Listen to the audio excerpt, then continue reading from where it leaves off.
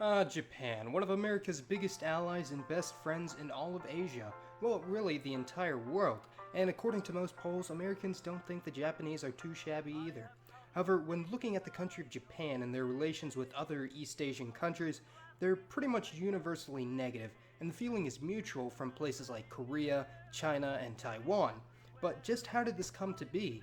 The animosity felt by many East Asian countries towards Japan and the Japanese government stemmed from the long volatile history between the island nation and the mainland countries of the Asian continent, most notably the time the Japanese Empire was well on its way to conquering the entirety of Asia and, if accomplished, could have become the dominating force on the planet, leading to a new age of Japanese world supremacy. Even though the situation never occurred, it would be quite interesting to see what a greater Japanese empire could have looked like and what their plans were for the various neighbors in the Orient, especially considering most alternate histories concerning World War II center on the potential victory of Nazi Germany and, in my opinion, has been done to death. To begin, let's take a look at the relations between Japan and the various countries that it had interacted with during the war in the Pacific. One region in Asia where the people today generally think quite highly of the Japanese is Southeast Asia, believe it or not, which contains roughly 400,000 people of Japanese origin,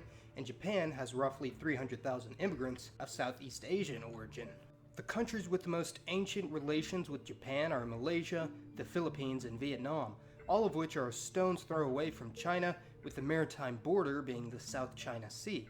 Before the islands of Japan were unified into one central government, the nation's southernmost island chain, the Ryukyu Islands, was actually an independent country known as the Ryukyu Kingdom, and most of the trade between Japan and Southeast Asia was facilitated through the kingdom. Ryukyu had trade relations with the territories of the modern-day nation of the Philippines starting at least 600 years ago, a couple hundred years before the arrival of the Spanish claim on the archipelago. In the 1500s, there was a small Japanese settlement in the city of Manila known as Dilao, which is now known as Paco, which had a community of a few thousand Japanese settlers and traders. Over several hundred years, however, the Japanese population there was largely assimilated into the local Tagalog-speaking population, and Japan saw the Philippines in a similar light that it saw the island of Taiwan, seeing as it was relatively close to the home islands of Japan, and as such was the second territory in Southeast Asia to be invaded and conquered by the Japanese military after Indochina.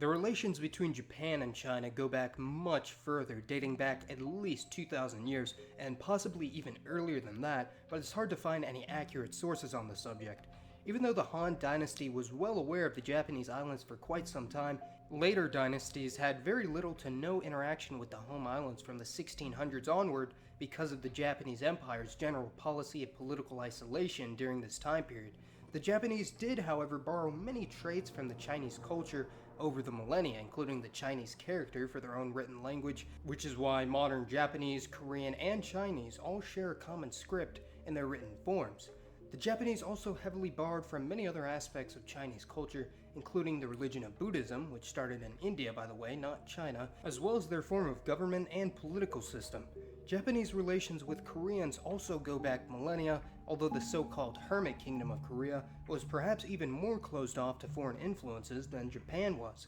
But this didn't stop Japan from the ensuing invasion of East Asia, starting in the early 1900s. The first of the surrounding territories to be annexed by Japan was the island of Taiwan in 1895, which at the time only had a population of around 1 million people. Next was Korea in 1910, although the legitimacy of said annexation has been debated by Korean scholars, and nearly the entirety of the region of Micronesia was taken by Japan in 1914 after World War I.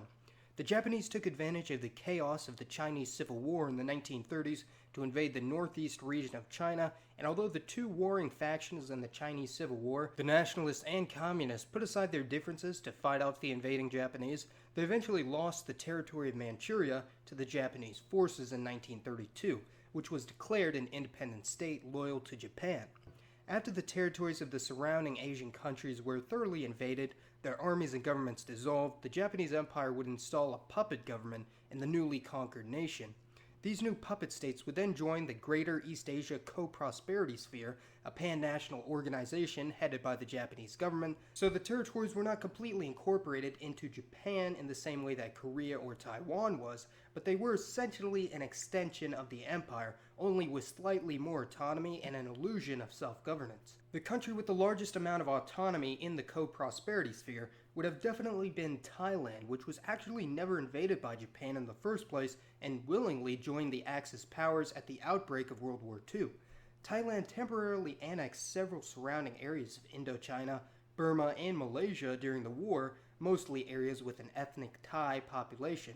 Now, one of the Imperial Japanese government's most pivotal plans in the future annexation and incorporation of its satellite states into its core territory was the artificial ethnic cleansing of the outer territory, very similar to the plan that was to be instituted by Nazi Germany. This was to be done by the reduction of fertility for the non-Japanese natives and the mass importation of ethnic Japanese farmers and other settlers into these newly depopulated territories. Japan began its policy of population redistribution around the year 1910, when Korea was annexed into the Japanese Empire and the first Japanese settlers began arriving in the Korean peninsula, and within a year 200,000 Japanese farmers and merchants had settled in the peninsula. The puppet state of Manchukuo also had nearly 1 million Japanese settlers in the 1940s, and the Japanese Empire encouraged mass migration to the territory from Japan, claiming that the region had always been ethnically diverse, despite the fact that Han Chinese made up over 80% of the population and the native Manchus were a very small minority in the country. The plan was to accommodate over 5 million Japanese settlers into the region during the 1950s if the war was a success. By far the most successful case of ethnic Japanese population redistribution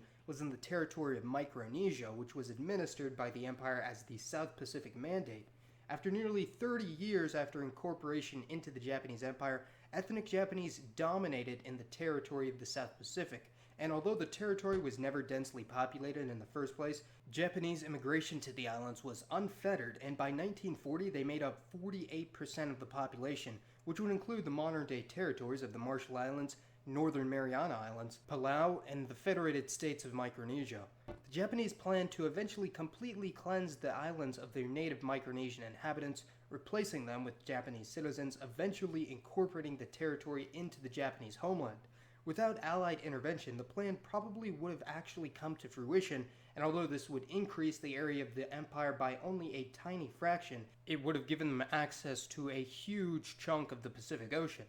Although the Japanese trusted the Koreans with a greater deal of autonomy than the Chinese, they would have ideally wanted to completely wipe away Korean identity and have had them assimilate into Japanese culture in order to help them ethnically cleanse the rest of the empire. Essentially, the empire's end goal was to create a large Japanese superstate encompassing the bulk of East and Southeast Asia through a series of ethnic pogroms, manipulation, and mass migration. However, the Orient was not the only place that the Imperial Japanese government had set its sights on. Had the Axis powers been successful in World War II, or even just been able to keep the United States from intervening in the war in the Pacific, the empire had big plans for the world, very similar to what Nazi Germany envisioned. The Japanese probably would have invaded the remainder of Oceania, that being Australia and New Zealand, and without help from the British and Americans, this territory probably would have fallen within a few years, if not months. The Japanese didn't plan on making these states a part of the co-prosperity sphere, but instead wanted to establish a government in the region that would allow for unlimited Japanese immigration to the countries, planning for millions of Japanese to settle in the region, which could easily have made up the majority within a matter of decades. The remainder of China, the Soviet Union, and British India would have been divided accordingly between Japan and Germany had the war gone according to plan. Generally speaking, Nazi Germany had very little immediate interest in colonization of the American continents during the war, so the fate of these nations was left up to the Japanese Empire's imagination. The complete west coast of Northern America, including Alaska, British Columbia, Washington State, and California, was to become another Japanese puppet state dominated by Japanese interests. The Pacific half of Latin America was also to be invaded and dismantled, with the empire largely hoping that the already well-established Japanese populations in South America, such as countries like Peru and Brazil, could act as a fifth column of sorts, working as spies and rebels against their home countries, although this, of course, never happened. The force and tactics used by the Imperial Japanese military were very brutal to say the least, albeit quite impressive in their rate of success. They managed to conquer a country that was 10 times larger than them, which outmatched them in nearly every capacity, although they were admittedly embroiled in one of the bloodiest civil wars of all time. The Japanese swept through all of East and Southeast Asia, and probably could have managed to conquer the entirety of the largest continent on the planet had it not been for outside intervention. Although their cause would be considered heinous by today's standards, the work ethic and prowess of the Japanese people in the 1940s was unmatched by any group on the planet at the time, with even the civilian population willing to fight, down to every last man, woman, and child.